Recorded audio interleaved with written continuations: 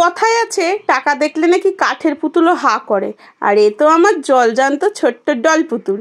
ও টাকা নেওয়ার জন্য যে কি ব্যস্ত হয়ে গেছে সে আর কি বলবো। হ্যাঁ, এটা 20 টাকা, কিন্তু এর দাম 2000 টাকার থেকেও বেশি, কারণ এটা নকল টাকা। দেবাগ্নি এটা কোনো খাবার হয়তো কিনেছিল, তার সাথে পেয়েছিল।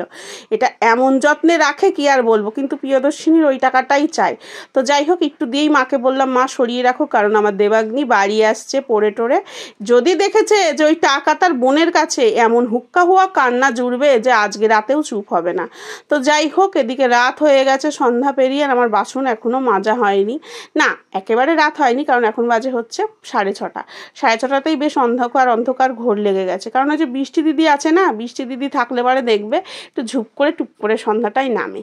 তো যাই হোক, বাসন অনেক জমে গেছিলো, বিকেলবেলার আগেই মেজে ফেলি, কিন্তু মাজা হয়নি, শরীর দিচ্ছিল না। কালকেও একটু খাটাখাটনি গেছে। তার থেকেও বড় কথা কি জানো, কালকে অত রাতে খেয়েছি তো, পেট আমার একদম সহ্য করতে পারিনি সেই খাবার। পেট এমন ফুলে আছে, মনে হচ্ছে না কিছু খেতেই পাচ্ছি না আমি। বুঝতে পেরেছো, এত বড় পেট হলে কি হবে, ভেতরে জায়গাটা কমে গেল কি না কি জানে, আমি সেই চিন্তাই করছি। হয়তো চর্বি এমনভাবে ঘিরে ফেলেছে আমার পেটটাকে যে আর খাবার জিনিস মানে খাবার আর জায়গায় নেই। তো যাই হোক, আজকে সন্ধ্যা দেওয়ার ডিউটি পড়েছে দেবাগ্নির ওপরে, কারণ আমিও দিতে পারবো না, যেহেতু অম্বাবচী চলছে, মায়েরও সন্ধ্যা দিতে নেই, তাই দেবাগ্নি সন্ধ্যা দিচ্ছে। প্রদীপ আর ধরাতে দিলাম না, বাচ্চা মানুষ তো খুব ভয় লাগে, ওই ধূপকাঠিটা একটু এদিক ওদিকে দেখিয়ে দিচ্ছে, আমার ঘরে, মায়ের ঘরে, আর হচ্ছে তুলসী তলায়।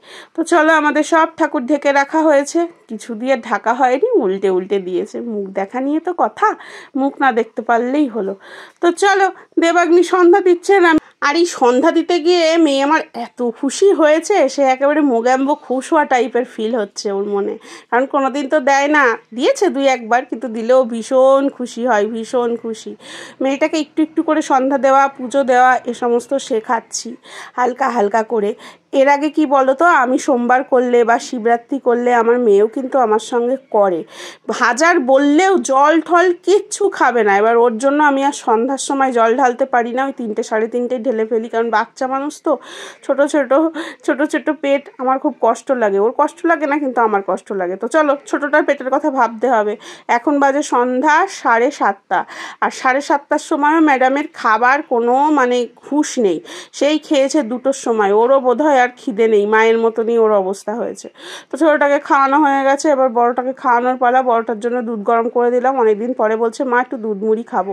আর আমি সত্যিই বলছি, পোলট্রি মুরগির মতন ঝিমাচ্ছি, বডি আমার সত্যিই পোলট্রি মুরগির মতন। অনেক মাংস দেখলে কি হবে, ভেতরে কিছু নাই জানো তো। রান্না করতেও আজকে যেন ইচ্ছা করছে না। আর বললাম যে পেটে সহ্য হচ্ছে না, এর জন্যই না ভাবছি কি বলতো, হালকা পাতলা, যেহেতু সোমবার নিরামিষ, এই জন্য ডাটা আলু দিয়ে ঝোল করবো। আর কী রান্না করেছি তোমাদের দেখাতেও পারিনি, কারণ ওই যে শরীরটা ভালো না, পোলট্রির মুরগি হয়ে গেছি। তো ওরা 2 বোন দুজনেই চলে গেছে জেম্মার কাছে। জেম্মার কাছে গিয়ে একেবারে ডিস্কো থেকের মতো নাচানাচি করছে জেম্মার ঘরে। আমি সেই সুযোগের সদ্ব্যবহার করলাম। খাটটার অবস্থা দেখেছো, ওদের খাটে এখন এই অবস্থা হবে, ওই খাটে ডিস্কো থেক বানিয়ে দিয়েছে। আর আমার খাটেও কিন্তু এতক্ষণ ছিল সব যুদ্ধ, পলাশির যুদ্ধ, সিপাহী বিদ্রোহ, সব আমার খাটেই কিন্তু এতক্ষণ হয়ে গেছে। তো যাই হোক, খাটটাকে একটু মানুষ করি, গুছিয়ে গাছিয়ে নিই ভালো করে, কারণ শুতে তো হবে আমাদের এই খাটে। আর এই বেডশিটটা কিন্তু আমি বিকালেই পাতলাম, তার অবস্থা দেখেছো কি আর করবো, কিছু করার নেই। দেখো, চামচও রয়েছে, চামচ দিয়ে প্রিয়দর্শিনী বাজি করছিল। মানে কি বলবো, একদিকে ডান্সিং, একদিকে হচ্ছে সিঙ্গিং, আবার ওদিকে হচ্ছে মিউজিশিয়ানেরও কাজ হয়ে যায়। কত কিছু হয় বলো তো আমার ঘরে। এক সময় আমার মেয়েরা হয়তো বড় হয়ে যাবে, কোনো ব্যাপারই থাকবে না, তখন আমি এই জিনিসগুলো মিস করব, তখন আমার কোনো কাজই থাকবে না। তো যাই হোক, তোমাদের একটা কথা বলি জানো তো, আগে একটা বালিশ ছুঁড়ে দিলাম না, তোমাদের দাদার না খুব লজ্জা পড়ে আমাকে নিয়ে, এই বালিশটা নিয়ে আর কি, বুঝেছো।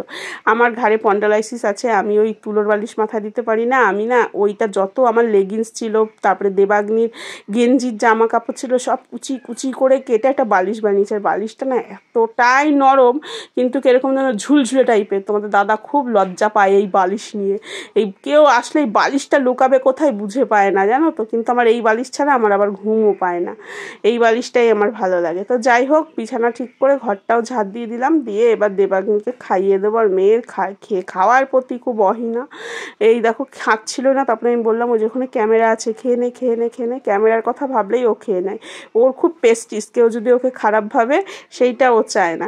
তো যাই হোক খাট থেকেও নেমে বসলো, কারণ এডিট তো করবে বাবা, বাবা প্রচণ্ড বকবে খাটে বসে খেলে, খাটে বসে খাওয়াটা ঠিক নয়।